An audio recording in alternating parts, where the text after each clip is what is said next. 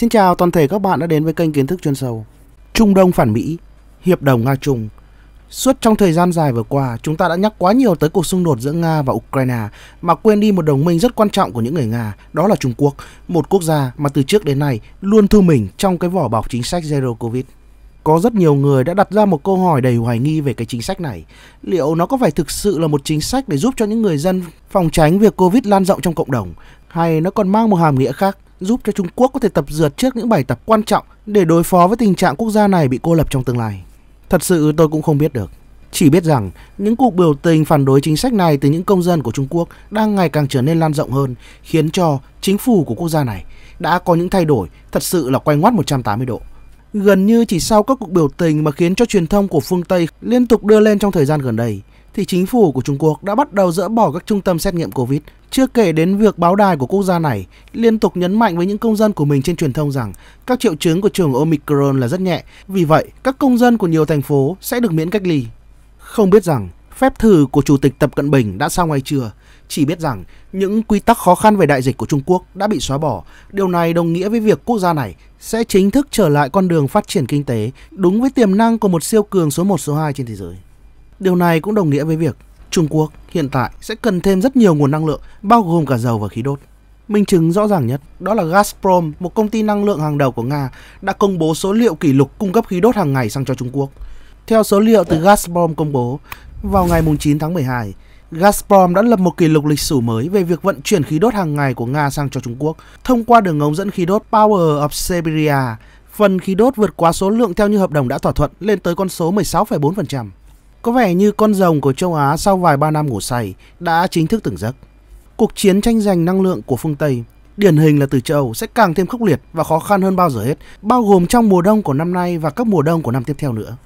Bởi vì một phương Tây tập thể đã áp giá trần không những dầu và khí đốt của những người Nga. Điều này cũng đồng nghĩa với việc họ đang chính thức áp giá trần cho cả các quốc gia có nguồn năng lượng dầu và khí đốt. Bọn họ đang tự đẩy mình vào thế dâng toàn bộ nguồn năng lượng của mình có thể mua được trong tương lai cho những người Trung Quốc. Bởi rõ ràng là sẽ chẳng có một kẻ buôn nào lại bán cho bạn cái giá mà bạn mong muốn đâu. Được biết rằng chính phía Trung Quốc đã yêu cầu các công ty năng lượng của Nga cung cấp thêm khối lượng khí đốt vượt hợp đồng. Nó cũng đồng nghĩa với việc nền kinh tế của Trung Quốc đang bắt đầu trong giai đoạn hồi phục. Họ sẽ không chỉ cần rất nhiều nguồn dầu và khí đốt đến từ những người Nga, mà nó còn bao gồm ở các nơi khác.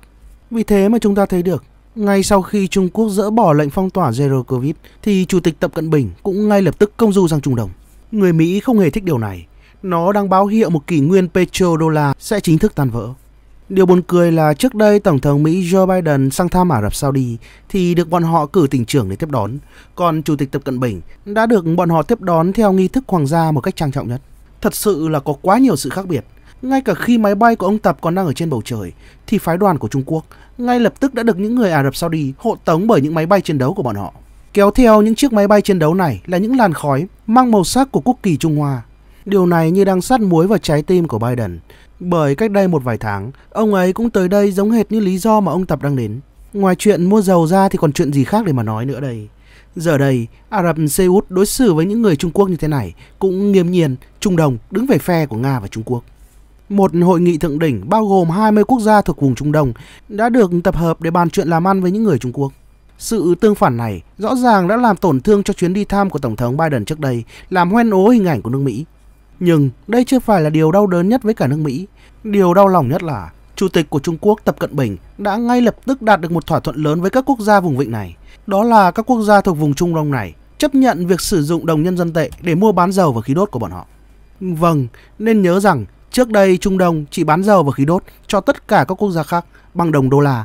Điều này cũng đồng nghĩa rằng Trung Đông chính thức đã phản Mỹ để hợp tác cùng Trung Quốc loại bỏ đồng petrodollar. Nó cũng có nghĩa là thế đơn cực của nước Mỹ đã chính thức chấm dứt.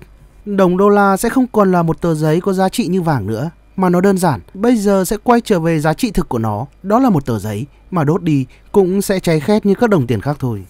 Trong bài phát biểu của mình tại Ả Rập Xê Út, ông Tập đã nói như sau: các quốc gia vùng vịnh nên tận dụng tối đa sàn giao dịch dầu mỏ và khí đốt ở Trung Quốc như một nền tảng để thực hiện thanh toán bằng đồng nhân dân tệ trong thương mại dầu khí. Qua đó, Trung Quốc sẽ tiếp tục nhập khẩu một lượng lớn dầu thô và khí đốt từ các quốc gia vùng Trung Đông này, trong đó bao gồm cả tài chính và đầu tư, chuyển giao công nghệ cũng như hàng không vũ trụ, ngôn ngữ và các văn hóa khác. Ngay trên tờ Bloomberg cũng đã đánh giá rằng chuyến thăm này của ông Tập là đỉnh cao của sự củng cố sâu sắc trong quan hệ giữa Trung Quốc và các quốc gia thuộc vùng vịnh này. Những người Mỹ lo ngại về điều này, nhưng họ chẳng có cách nào để thay đổi được điều đó. Thậm chí rất nhiều các tờ báo của truyền thông phương Tây đã phải dẫn bài viết với tiêu đề Trung Đông đang dần trở thành tiền đồn của Nga và Trung Quốc. Bọn họ đánh giá rằng các tiểu vương quốc Ả Rập Thống Nhất đang sử dụng chính nguồn tài nguyên của mình để thoát ra khỏi sự kìm tỏa của Mỹ. Trước đây, các quốc gia thuộc vùng Trung Đông này mong muốn phát triển hợp tác với Hoa Kỳ theo hướng thương mại song phương đôi bên cùng có lợi. Nhưng bọn họ nhanh chóng nhận ra sai lầm rằng mình đang bị phụ thuộc vào những người Mỹ, giống hệt như cái cách mà châu bây giờ đang bị những người Mỹ chơi đùa trong tay vậy. Họ cần một cơ hội để chuyển mình, và những người Trung Quốc đã cho họ cơ hội như vậy.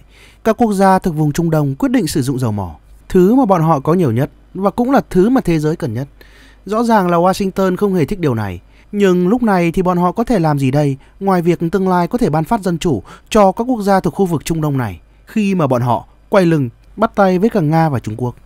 Các tiểu vương quốc Ả Rập Thống Nhất luôn được coi là một khu vực vệ tinh trong chính sách năng lượng quan trọng của Hoa Kỳ. Tuy nhiên, trong những năm gần đây thì chính sách hợp tác của vùng Trung Đông này với cả Trung Quốc đã tăng cường rõ rệt, trong khi chính sách đối ngoại của bọn họ với cả Nga cũng đang ngày càng trở nên được thắt chặt hơn. Tất cả những điều này dẫn đến cuộc khủng hoảng niềm tin trong quan hệ giữa các quốc gia thuộc vùng Trung Đông với anh cả của bọn họ, đó là những người Mỹ. Giờ đây, Dubai là một trong những trung tâm lớn nhất của nền kinh tế cũng như lĩnh vực tài chính của thế giới, đồng thời là thành phố lớn nhất của Ả Rập Xê Út, đã trở thành nơi mà những người Nga có cơ hội để trở mình trước các biện pháp trừng phạt đầy khắc nghiệt của một phương Tây. Mặt khác, việc bọn họ hợp tác với cả Trung Quốc chủ yếu là trong lĩnh vực kinh tế và đầu tư, thì ở Washington, điều này được coi là thật sự đầy đau đớn, vì đối với cả những người Mỹ, đó không phải chỉ là một mối đe dọa, mà thậm chí nó còn là một thách thức đối với cả lợi ích của nước Mỹ và bao gồm lợi ích của toàn bộ phương Tây. Như vậy, có thể tóm tắt rằng các tiểu vương quốc Ả Rập Thống Nhất đã chọn phe và phản lại những người Mỹ.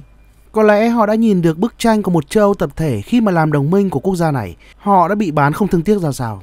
Chính những chính sách về mặt địa chính trị trong thời gian gần đây của Hoa Kỳ đã khiến cho rất nhiều đồng minh tỏ ra đầy hoài nghi và ngờ vực, không biết rằng bản thân mình có phải là nạn nhân tiếp theo của bọn họ hay không.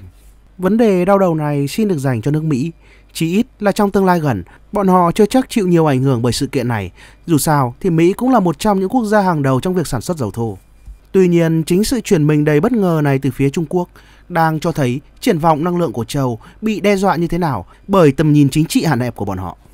Trừ châu Âu ra, thì hầu như toàn bộ các quốc gia thuộc châu lục khác đều thấy sự không cần thiết trong việc phải đối đầu trực tiếp với cả những người Nga hay đặt các biện pháp trừng phạt lên quốc gia này. Cuộc xung đột tại Ukraine đã cho thấy rằng bất kỳ một quốc gia nào đứng lên nghe theo Hoa Kỳ để áp một loạt các lệnh trừng phạt lên những người Nga, bỗng chốc họ cảm thấy rằng chính bản thân mình mới là quốc gia bị cô lập trên toàn thể thế giới. Càng ngày chúng ta càng thấy rõ ràng rằng hầu hết tất cả các quốc gia trên thế giới chẳng mấy ai ủng hộ sáng kiến cô lập Nga của phương Tây trong xung đột tại Ukraine. Điển hình là quyết định của G7, bao gồm các nước có nền công nghiệp phát triển nhất. Sau đó là Liên minh châu Âu, bọn họ cùng đưa ra quyết định áp giá trần đối với nguồn dầu của Nga ở mức 60 đô một thùng. Nhưng để làm gì? Khi mà chúng ta đã thấy Trung Quốc, Ấn Độ, Đông Nam Á, Mỹ Latin, Trung Đông và cả châu Phi, bọn họ có hưởng ứng theo điều này sao? Họ đại diện cho hầu hết các quốc gia trên thế giới, nhưng lại không ủng hộ các luận điệu của phương Tây về nguyên nhân của những cuộc khủng hoảng đang diễn ra trên toàn cầu này với sự cần thiết phải đối đầu với Moscow.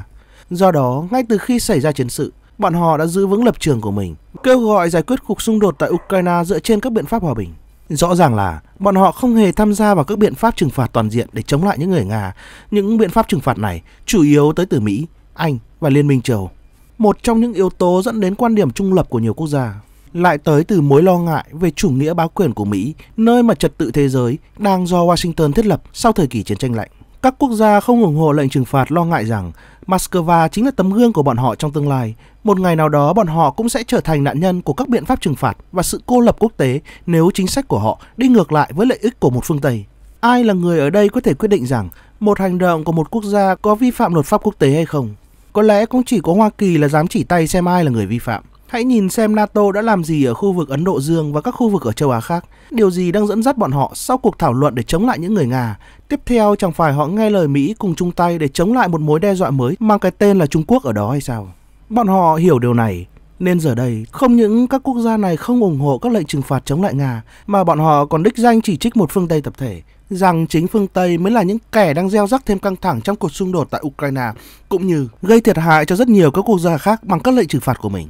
Ví dụ như các nước ở châu Phi thì bị ảnh hưởng nặng nề nhất bởi cuộc khủng hoảng lương thực, họ phải đối mặt với nạn đói cho đến khi các lệnh trừng phạt về thỏa thuận ngũ cốc ở Nga hay Ukraine được một phương Tây tập thể thông qua. Bất chấp tất cả những điều này, châu Phi vẫn từ chối yêu cầu của phương Tây trong việc cắt đứt quan hệ ngoại giao, bao gồm cả thương mại với cả những người Nga. Điều tương tự cũng xảy ra ở châu Mỹ Latin. Cựu tổng thống của Brazil là Luiz Inácio đã công khai chỉ trích phương Tây mới là nguyên nhân chính dẫn đến cuộc xung đột giữa Nga và Ukraine đang ngày một leo thang. Trong khi đó, thì nhà lãnh đạo của Mexico, đó là Andrés Manuel López Obrador, thì liên tục kêu gọi một giải pháp hòa bình trong cuộc khủng hoảng tại Ukraine mà không nên đổi lỗi cho bất kỳ một bên nào cả. Mexico là một quốc gia láng giềng của Hoa Kỳ. Họ không giống như Canada, bọn họ không tham gia vào các biện pháp trừng phạt để mà chống lại Nga. Các quốc gia trong khu vực châu Mỹ này ngày càng ủng hộ một giải pháp về mặt chính trị trong cuộc xung đột này hơn là sự hỗ trợ quân sự cho Ukraine. Họ cũng phản đối sự cô lập quốc tế của phương Tây đối với cả Moscow hoặc cắt đứt quan hệ ngoại giao với nước này ở bất kỳ cấp độ nào. Trong khi đó thì các quốc gia tại vùng vịnh Trung Đông, họ cũng đã thẳng thừng từ chối cắt đứt quan hệ với cả những người Nga và hiện tại bọn họ vẫn đang hợp tác với quốc gia này trong khối liên minh OPEC cộng. Bất chấp những áp lực từ chính quyền của Joe Biden kêu gọi vùng vịnh này gia tăng thêm sản lượng dầu nhằm cô lập nguồn năng lượng tới từ Nga. Nhưng vùng vịnh này chẳng hề quan tâm tới sự yêu cầu đó. Thậm chí, bọn họ còn sẵn sàng phản lại quốc gia Hoa Kỳ mà nồng nhiệt đón tiếp những người Trung Quốc, xây dựng một mối quan hệ buôn bán năng lượng mới trong tương lai bằng cách phá bỏ đồng petrodollar để mua những thùng dầu thô bằng đồng nhân dân tệ. Lúc này, liệu các nhà lãnh đạo của phương Tây có dừng lại và đặt cho mình một câu hỏi rằng tại sao phần lớn giới tinh hoa còn lại của thế giới không chia sẻ quan điểm với họ về cuộc xung đột ở Ukraine? Rõ ràng là chúng ta thấy một thực tế. Một phương Tây tập thể, điển hình là những người Mỹ có thể thắng trong cuộc chiến làm suy yếu những người Nga trong cuộc xung đột tại Ukraine. Nhưng rõ ràng là họ đang thua trong một cuộc chiến bảo vệ thế giới đơn cực, nơi mà những người Mỹ muốn khẳng định vị thế độc tôn số 1 của mình trên thế giới. Nga có thể thua trong một trận chiến tại Ukraine, nhưng bọn họ không được phép thua trong cuộc xung đột với cả phương Tây. Thế giới này đang có rất nhiều quốc gia trông ngóng họ cho một sự thay đổi của tương lai. Còn tất cả các bạn có cảm nghĩ như thế nào về vấn đề này? Hãy bình luận ở phần bên dưới nhé. Còn bây giờ thì bye bye.